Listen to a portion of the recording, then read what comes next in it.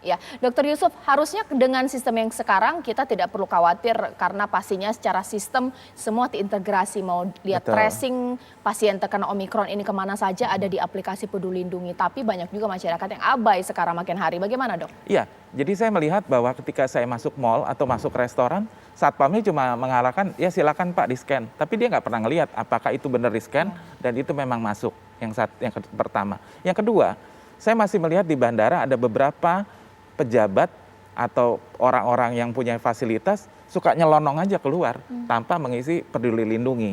Kenapa? E-hack itu sangat berguna untuk men-tracing tadi. Misalkan di sebelah dudukan saya positif, maka saya akan di-tracking dengan siapa. Dan saya sangat beresiko. Oleh karena itu, peraturan regulasi Peduli Lindungi wajib, nggak ada lagi excuse. Semua harus memahami. Ya, sekarang saya kembali ke Pak Heri Trianto bahwa kepatuhan bahkan juga jangan adalah masyarakat melanggar mulai dari scan aplikasi Peduli Lindungi yang dikarantina di Wisma Atlet, bahkan juga yang mengisi data e-hack jangan asal-asalan. Ini bagaimana Pak Heri menjawabnya? Ya, dua hal yang harus dilakukan. Aplikasi itu terus diperbaiki sehingga tidak bisa diakali, kira-kira itu yang pertama.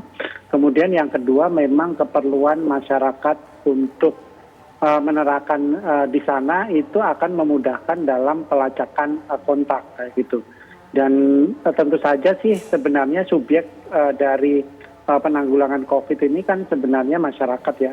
Bagaimana dia harus tahu, bagaimana harus menghindari virus ini dan bagaimana dia agar tidak menulari orang lain. Kira-kira seperti itu.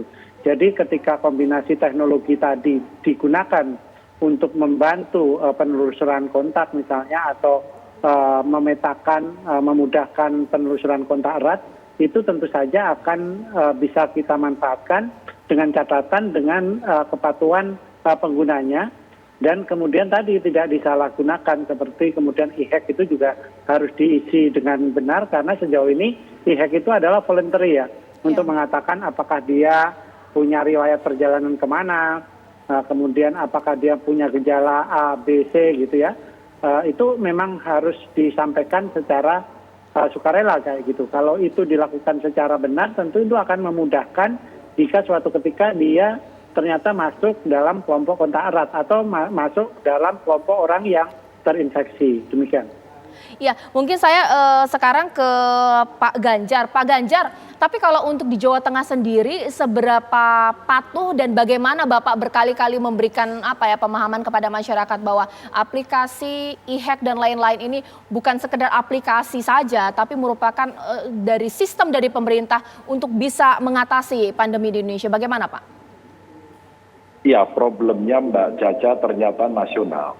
Jadi kalau kita menggunakan aplikasi Peduli Lindungi itu mungkin sedikit ribet saja. Padahal kalau kita menggunakan teknologi ini sebenarnya cukup kita tempelkan saja.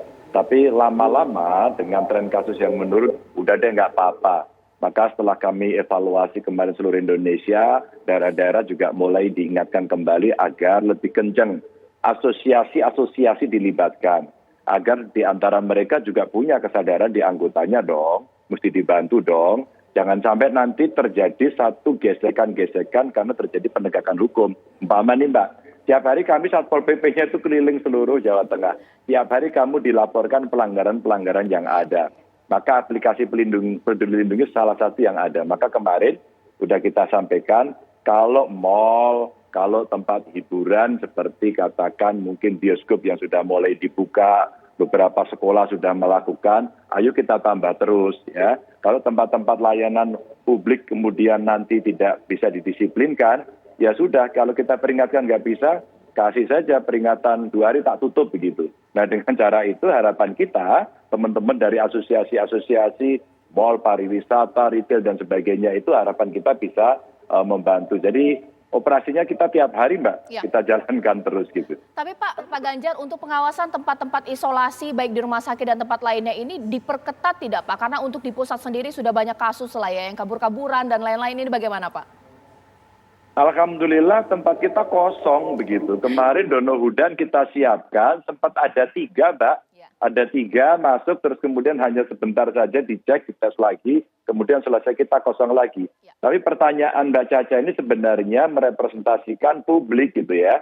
Karena 2 teman saya yang punya wilayah, Jakarta dan Jawa Timur tadi itu menjadi tempat masuknya pintu warga negara kita dari luar negeri katakan, pasti di 2 tempat ini akan terjadi lonjakan. Bukan apa-apa karena memang tempatnya di sana. Kalau Jawa Tengah dijadikan pintu masuk juga akan terjadi hal yang demikian. Maka kami menyiapkan rumah sakit, kami menyiapkan kembali tempat-tempat untuk isolasi terpusat.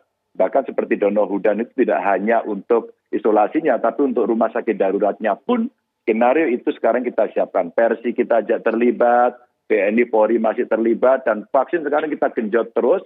Alhamdulillah kita sudah 80% untuk yang vaksin pertama dan sudah 61% untuk yang kedua. Jadi kita masih terus saja genjot itu. Baik, terima kasih Pak Ganjar Pranowo. Nanti sesaat lagi pemirsa saya akan tanya kepada Pak Diki Budiman, apakah ini terjadi tidak hanya di Indonesia, bahwa kalau sudah kasus turun, masyarakat wah bebas, langsung abai dengan prokes. Nanti kemudian naik, takut lagi. Saya akan cek nanti juga bagaimana kondisi malam hari ini di Puncak Bogor. Ramai nggak ya? Sesaat lagi.